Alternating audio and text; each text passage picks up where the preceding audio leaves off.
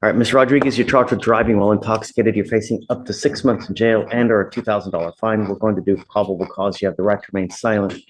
Anything you say can or will be used against you. You have the right to have an attorney present. If you cannot afford one will be appointed to you. Yes, Judge. Okay. The officer initiated a traffic stop after observing the defendant's vehicle traveling 94 miles per hour in a 65-mile-per-hour zone. The officer observed an odor of an alcoholic beverage, and the defendant admitted to the officer that she had 2 drinks. Standard field sobriety tests were conducted, HGN 4 out of 6, walk and turn 5 out of 8, one leg stand 2 out of 4. The DIC was read and breath was refused. A blood search warrant was signed and executed. Felt like that went really fast. So the stop was for speeding. For speeding, yes. Then after that, they had an odor of an alcoholic beverage, and she made an admission that she drank two beverages. just an odor and admission of 2 beers. Any other indication of intoxication? I mean, slurred speech, bloodshot eyes. I know that while the SFSTs were, this is for the Jims, while the SFSTs were being conducted, she was not understanding, like the officer had to explain, I think at least 4 times, the instructions for the walk and turn, the one leg stand. He also noticed that I think she took off her boots for the one leg stand. She was stumbling when she was taking them off. So there were other signs that the officer. That's what I want. I mean, just an odor, not even a strong odor at that, you know? And then you just have an admission of 2 beers. You don't know what time. Was it over a 12-hour span? You know, there's no accident here. There's no, is she a Spanish speaker? I believe so, Your Honor. I don't see any indication of that.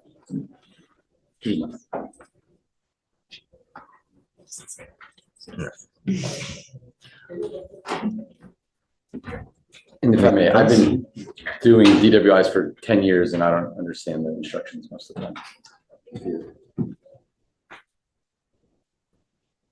As far as I can tell, the officer also just demonstrated it to her. I mean, which is per, you know, But I get the SFSTs, but I mean, to even get to the SFSTs, right? You have to show something that there's some indicia of intoxication. Here, all we have is an odor and admission of 2 beers. That's not enough. An odor of alcohol in and of itself is insufficient.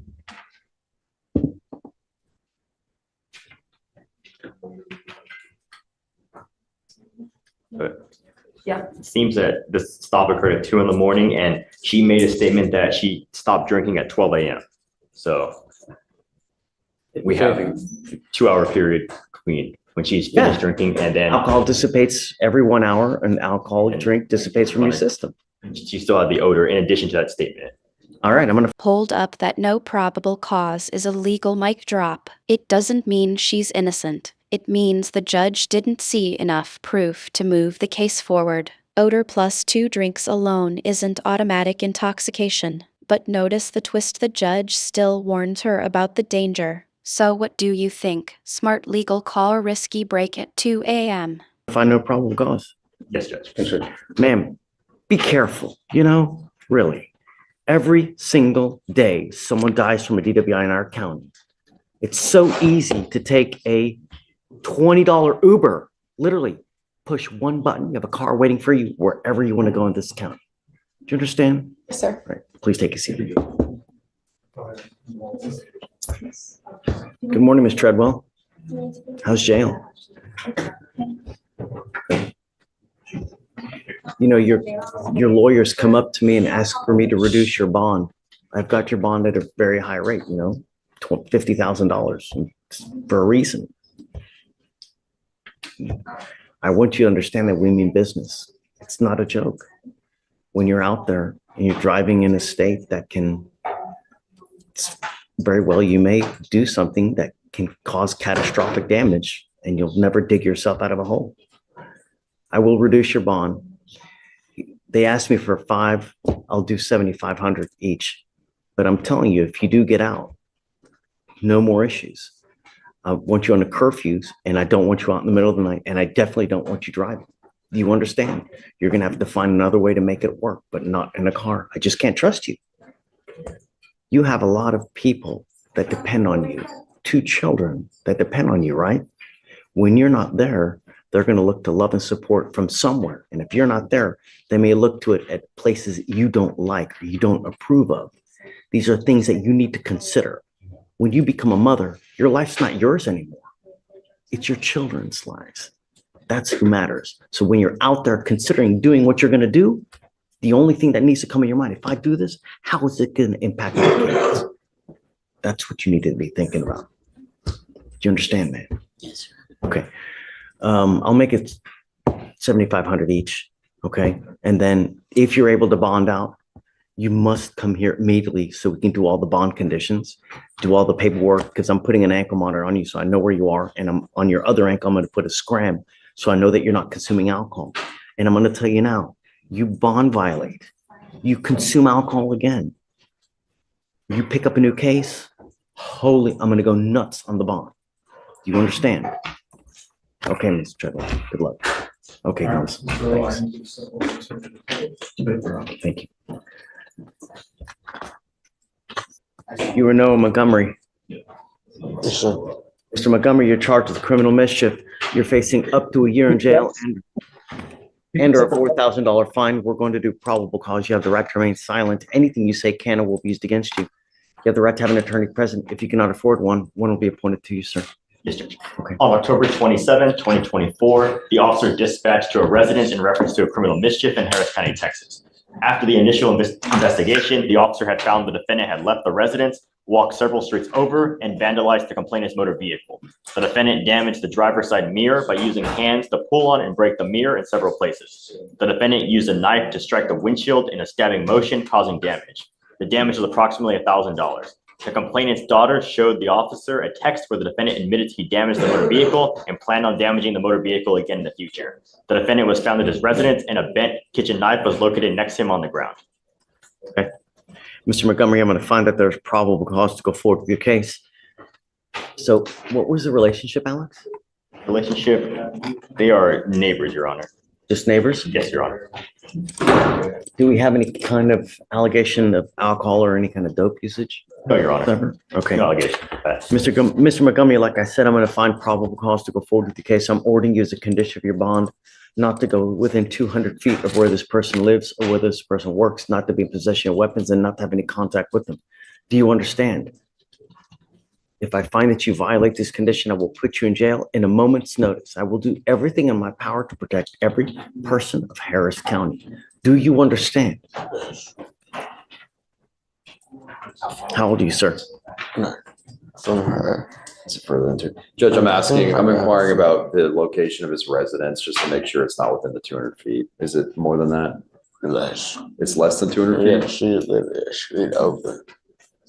If it's a street over, you're probably gonna be okay, I would think. How old are you? 17, Judge. What do you do in life? In school? Where do you go to school? Yeah, like, High school? I'm going to send you for a drug test right now. I want to know what, if anything, is in your system. If you have any kind of dope in your system, it stops today. Do you understand? yes. If I find that you're smoking any kind of marijuana, using any kind of illegal drugs, I will put you in jail. Do you understand? It is now also a bond condition that you stay in school and that you also graduate. If I find that you're ducking out of school and you're not going, you'll be doing homeschooling with me in custody. You're going to graduate. You're going to get your high school diploma one way or the other. And if it's that you got to stay with me to get it done, I'll do it in a heartbeat. Do you understand? Okay. So counsel, Yes, Your Honor. I'm going to send him for a drug test. I want to know what, if anything, is in his system, and then we'll have him come back. And then, do you have anywhere else to go? Not clear this morning, Judge. So let's do this. Leave me your cell phone. Yes. I will text you. You can always zoom in. That we can just go. And then I just want to know what's in his system. Zoom, I'll text you. Zoom back on and we can finish it up. Yes, sir. All right. Thank you, Judge. Stephen, do you need a pen? Okay, thanks. Take a seat for me in the jury box, sir. So I am, and so don't worry about filing conditions. I'm going to have it monitored so that he's not using. Good morning, Mr. Daly. How are you? Do you have a lawyer today? No, Tell me what you're doing about that. What are you doing about that? I have no clue. I have no clue. Have you spoken to anyone? One boy once. How do you know you haven't even spoken to anyone? Huh? I don't know. You just keep saying, I don't know. Do you have a job? No. How do you get money? I was about to get hired on with a job last Monday. Got they turned down due to driver license, so I'm going to go face another judge later on to see about getting community service so I can get that taken care of to get a job. There are plenty of jobs that you can have that you don't need a license though. I know, applying, nothing's happening. How are you getting money to eat? How do you eat? But no, So is it your girlfriend or is it your wife? No, it's not the same thing. It's not this, they're two totally different things. How long has your wife / girlfriend been supporting you? When is the last time you've had a full-time job? DoorDash. How, you don't have a license. I said before I did, it just happened. This just happened for my license. Can you pull up his driving record, Alex, please? Yes, Judge. This just happened with my license.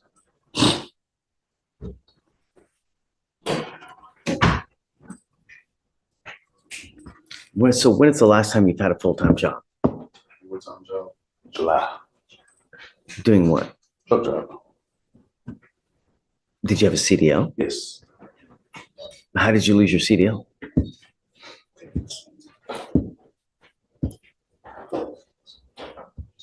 So it seems the last, we have a denied renewal from October 23rd, and then that was the most recent one, and then that's all we have as far as anything on his license. Do you see a suspension?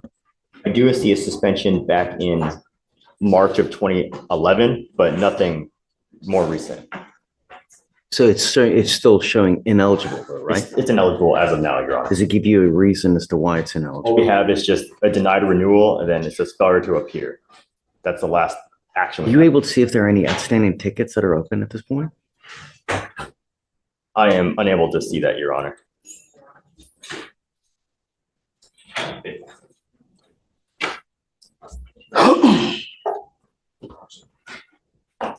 A truck driver in July. We are now in November. So have you been jobless since November? November.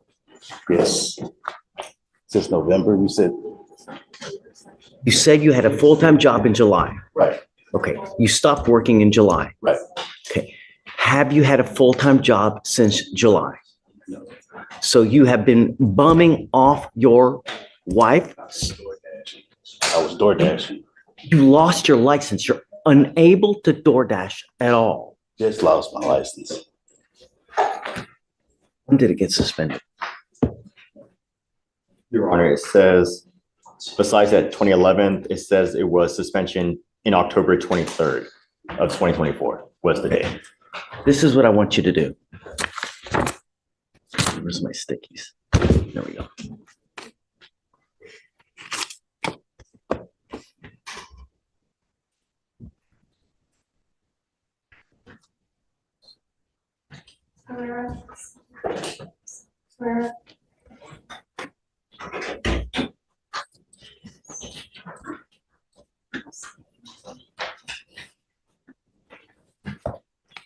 Stephen, would you mind giving this to me? This is the number to the DPS driver's license division.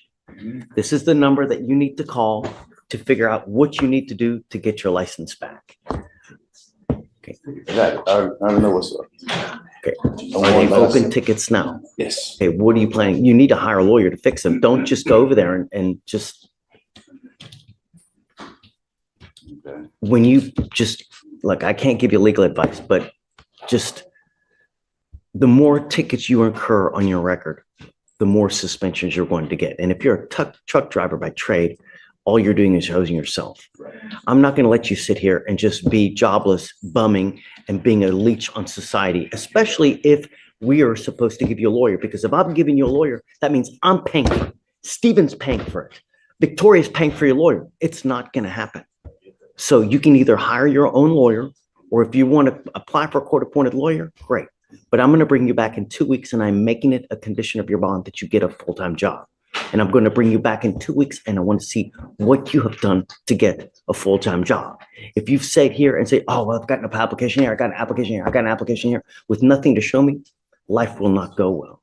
Like I said, I had a job supposed to start Monday. Beggars can't be choosers. It's better to work at Burger King, at Chuck E. Cheese, than sit on your tuchus with do nothing, earning nothing, and leeching off other people and society in general. Do you understand? Beggars can't be choosers. Lower your standards. I have. Okay, then you've not gone low enough. If you need to go to Amazon, if you need to go to Starbucks, do it. I will give you an application, but I'm going to bring you back in 2 weeks and I want to see what you have done to get a job. There are plenty of jobs out there that will immediately give you a job. Do you understand? Okay, I'll see you back in 2 weeks. Stephen, do you mind giving an application? No, fill it out now. Why delay the inevitable? But I'm bringing it back in 2 weeks to see what you've done to get a job. Is it Jose Adolphus? Good morning, Mr. Adolphus. Sir, you're charged with terroristic threat of a family or a household member. That makes it a Class A misdemeanor. You're facing up to a year in jail and or a $4,000 fine. We're going to do probable cause. You have the right to remain silent. Anything you say can or will be used against you.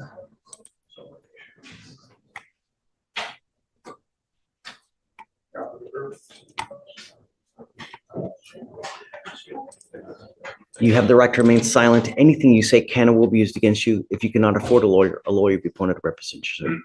Yes, Judge. On July 6, 2024, the officers met with the complainant, the defendant's wife, who said the defendant was visiting her child at her apartment when the defendant told her he wanted to be with her. The complainant said she did not reciprocate the sentiment, and he told her that he should have killed her when he first got out in March because the complainant sent him to jail. The defendant also said he will kill the complainant if she calls the police on him again. The complainant was scared for her life and asked for a protective order. Did you have anything that you wanted to add? Yes, Judge. So Shh. I just want to make it known to the court that, yes, the defendant just was released from TDC for an assault against the same complaining witness. He was released in March. In July, he picked up this charge.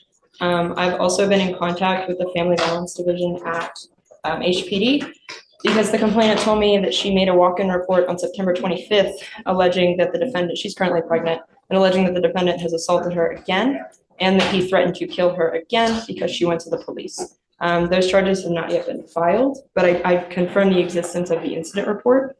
Like I said, I've been in contact with the detective in this case. You realize that you're near to being a true habitual. When you go to TDC, if you pick up a new case, you're a 15 to life case, a minimum of 15 years, Mr. Dolphus. Do you understand that? Can I speak? Don't. No, I've got a bunch of DAs here. Anything that you say, they're going to use it against you. That's perfectly fine. I was nowhere near it. Stop. Well, I'm going to make that now, and I'm going to memorialize that with an ankle monitor so I know that you're not there or going I'm forbidding you from going within 1,000 feet of where she lives or where she works. If that thing dings, the battery goes dead. It's not going to go well. Do you understand, Mr. Dolphus? Sir. I'm back and forth between Houston and Atlanta. I have documentation showing that I was in Atlanta when all of this was concurred. I moved on, and that's her problem.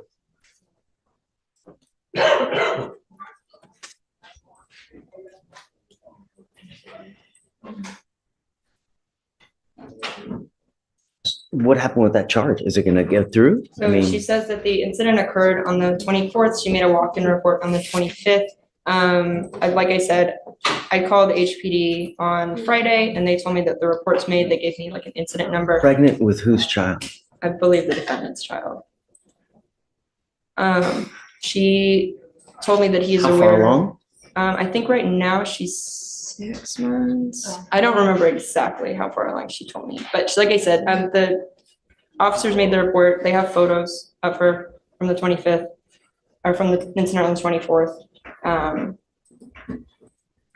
I can confirm that with her. I just spoke with her on Friday. So, Mr. Dolphus, understand that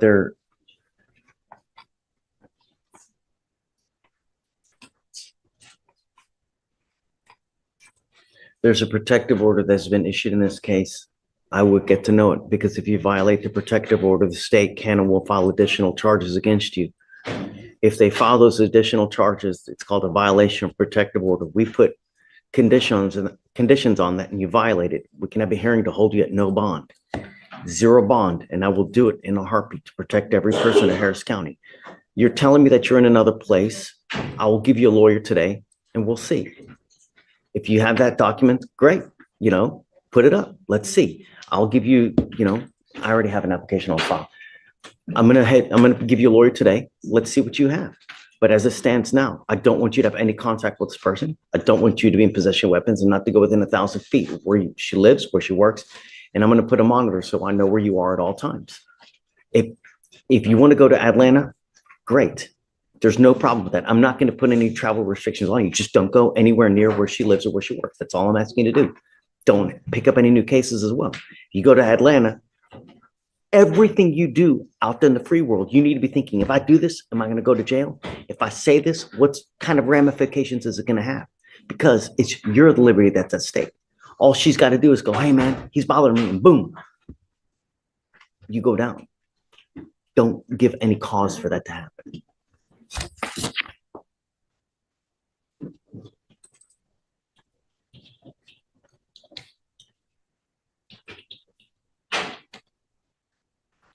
So for now, I'm going to have you sign a reset with Victoria. We'll have you take a seat in the jury box. I'm going to find your lawyer, and then you tell your side to the lawyer, and then we'll go from there. He can always, or she can always reapproach, and we can talk about how to go forward. All right? Please. That's it for now, Judge. Go ahead and sign for your receipt. If he was to go, he would be in the circle church of Comal County. Every single time he comes back, it's going to be the same He may not come back. He has been through this with you for a while, and he understands that you have control over his life. And that if he comes back, you will continue to have control over his life. He's just wants to get out to take care of his children. He's been in custody for a while now.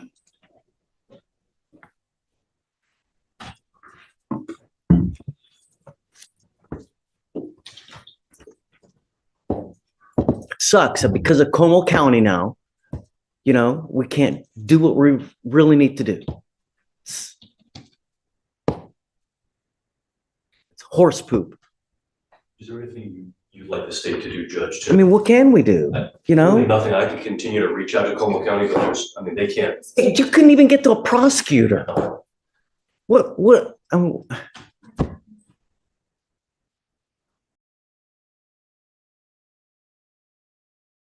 It's sad. It's sad. It really is that, when you have DAs try to make an effort to even reach out to another county and you can't even get to a prosecutor. It's sad. It's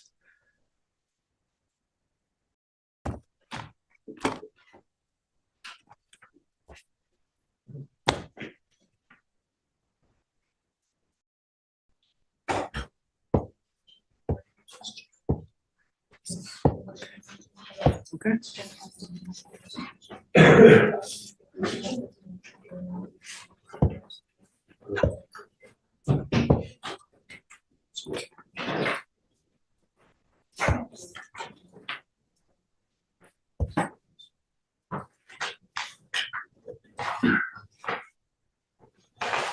James, Mr. Ariel. The days of us or of someone picking up a case, pleading to time served, picking up a case, pleading to time served, picking up a case, pleading to time served, no more. You now are on notice. Anytime you come back, what we are going to do. You know that, right?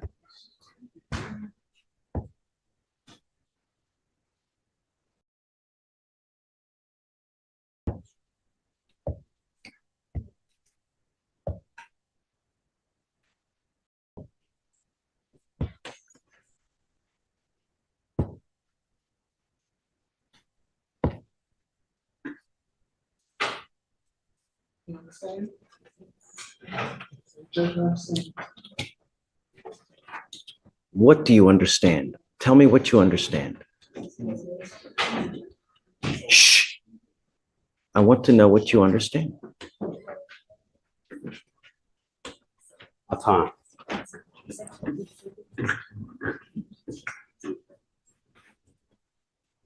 I want you to realize something, Mr. Ariola. I want what's best for you. And if you're living on the street, I want it to stop. If you're out there and you're stealing to get food, I want it to stop. If you're out there begging for money because you don't have any, I want it to stop. And the reason I put you in the facilities is to determine why it continues to happen. Because it continues to happen over and over and over. And it hasn't stopped since the last 2 to 3 years. And that's why we're doing what we're doing. Believe it or not, I care about you and I want what's best for you. I really do, I swear. I don't want to keep you in just for shits and giggles. I don't.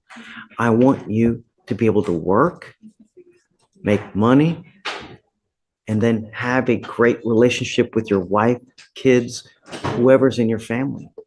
But when you keep coming back with criminal cases, that tells me something's wrong. And we have you going to the dual diagnosis facility to see, okay, what can I do in my life to change things? Now, I can't send you back because you've got 3 cases in another county. I tried to get our DAs here to reach out to the county, but they couldn't even speak to the other DAs over there. So we're stuck and I can't send you back because they won't take you. So I don't want to just keep you in jail for the sake of keeping you in jail. So we're going to be done today. But if you come back with criminal cases, there's no more catch and release. Do you understand?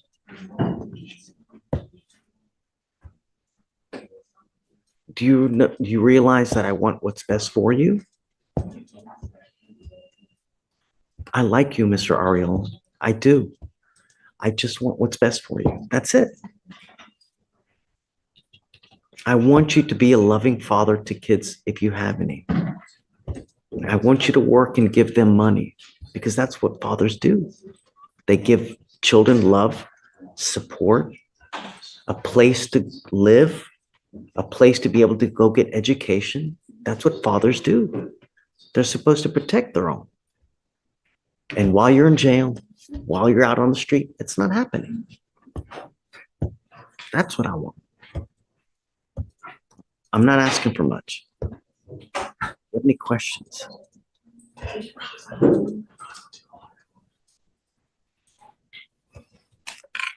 It's okay. You can tell me whatever you want, really. We're friends. You can tell me whatever you want. Don't shy. I really want what's best for you. Like for you to know maybe from your point of view, these ideas come however they came to you just now. My way of living did not pretend to what you just said. If I may, I'd just like to. Yes, I agree. I do have a family. I'd like to get back to my way of living. That I do agree. Letting you out today. The only thing I would like when you're out there, think before you act. Before you do something, you need to think, if I do this, am I going to go back to jail? If I say this, am I going to hurt someone? That's all I'm asking you to do. Think before you act and before you say something. If I say this, is it going to hurt someone? If I take this, am I going to get in trouble? If I go talk to this person, are they going to call the cops on me? That's all I'm asking you to do. We're letting you out today. just think before you act. That's all I'm asking. You don't have any holds from Como County, but at some point they're gonna come. So you gotta be ready for it. You know, do we have a social worker perhaps that can talk to him or somehow keep him apprised of when the warrants issue? I can give him my number with my card and I can check on it for you when you call me, Mr. Ariel, that I'll give you my number with my cell phone and you can call and check in with me periodically and I'll let you know if I see any. If you do that, if you call Lori, That'll be great. Okay. if you call her, she can tell you when the warrants hopefully will issue because it's something you're gonna have to deal with.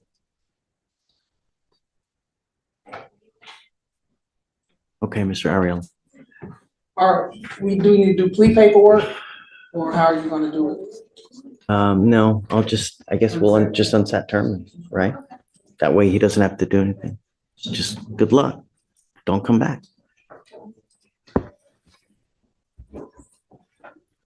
Okay, Miss Walter, you're charged with assault of a family member. Shh. You are facing up to a year in jail and or a $4,000 fine. We're going to do probable cause. You have the right to remain silent. Anything you say can or will be used against you. You have the right to have an attorney present. If you cannot afford one, one will be appointed to you. Yes, Judge. Okay. The complainant and the defendant are in a dating relationship. On May 26, 2024, the officer was dispatched to a family disturbance. The officer was dispatched and the complainant and the defendant went to the pool located within the apartment complex where they were drinking alcohol. The defendant accused the complainant of being flirtatious with other females at the pool and then struck him in the face with a closed fist, causing pain. The officer saw the complainant to have redness around his left eye and the lens of the left side of his glasses was missing. Ms. Walter, I'm going to find that there's probable cause to go forward with the case. I'm ordering you as a condition of your bond not to consume alcohol, illegal drugs, or unprescribed controlled medication. I'm going to randomly test you. If I find that you're consuming alcohol or kind of illegal drugs, I will revoke your bond, put you in jail. You will not get any more PR bonds. Do you understand? Yes. Do we know if he would like to have contact with her or not? Judge, Rook was completed back in June and the complainant did say he's okay with contact. May I say something?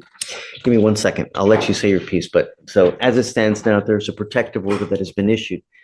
I suggest you get to know it because if you do something to violate the protective order, the state can and will file additional charges against you.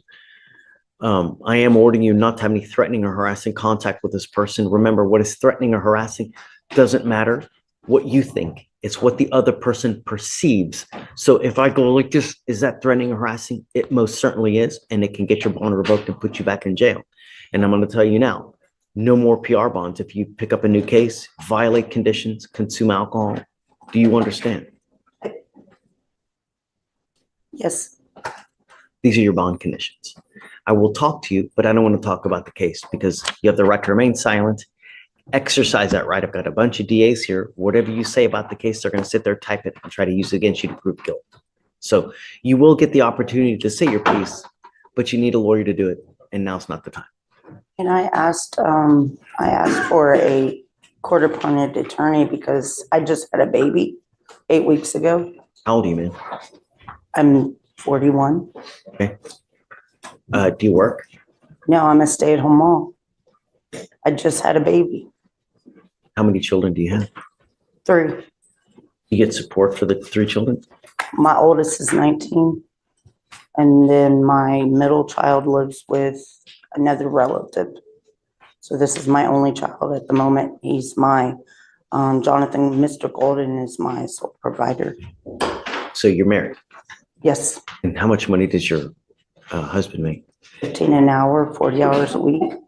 Is that the sole income? Okay, I'll have you fill. It's a VA benefit.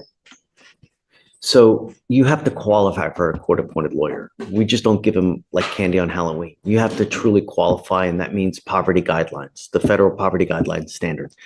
So what we'll do is we'll have you fill out an application. I need to know everything about you, how much money you make, how much money you have in the bank, what kind of cars you have, and then I'll take a look to see if you qualify. For now, I will have you sign, Stephen will give you an application. I'll have you sign a receipt with Victoria. After that, we'll have you meet with Lisa for your bond conditions. Do not leave until you sign all the documents, and then we'll take a look.